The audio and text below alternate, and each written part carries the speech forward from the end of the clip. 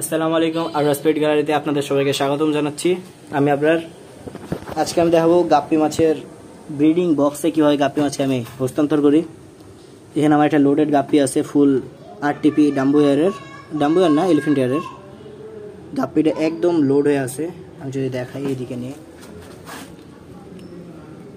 Full load.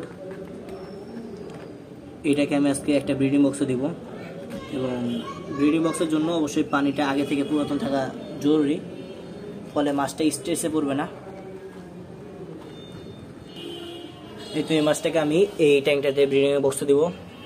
এই breeding box আমার এটা হোমমেড, এবং এটাতে বাচ্চা দিলে হয়তো বা সবগুলো বাচ্চা পেতে পারি।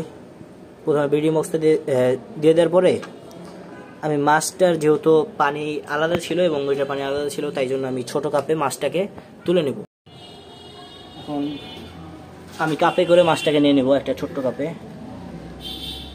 এবং এইটাকে দিয়ে দেবো এইখানে পানিটার টেম্পারেচার সেট হওয়ার জন্য, এবং মাছটার অক্সিজেনের জন্য আমি একটা গাছের ডাল দিয়ে দেবো ব্রিডিং বক্সের মধ্যে। অবশ্যই এভাবে আরও কিছু যদি দেওয়া যায় তাও দেওয়া যায়, সমস্যা নেই।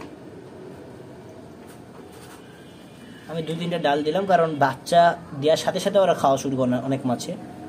এভাবে আমি অ্যাক্লিমেশনের জন্য মোটামুটি 10 মিনিট রেখে দেবো এটাতে। 10 মিনিট পরে এখন আমি মাছটাকে এটার মধ্যে দিয়ে দিব, এবং ব্রিডিং বক্সে থাকার কারণে আমি যেটা লাভ আমার, আমি বাচ্চা হয়তো বা সবগুলা পেতে পারি, তাও শিওর না। আর মাছের উপর নির্ভর করে, সে যদি 2-1টা খেতে চাই আমার কিছুই করার থাকবে না সেখানে। এখন দেখা যাক, অবশ্যই বাচ্চা হলে আপনাদেরকে আপডেট জানাবো ইনশাল্লাহ। সবাই আমার জন্য দোয়া করবেন। আসসালামু আলাইকুম।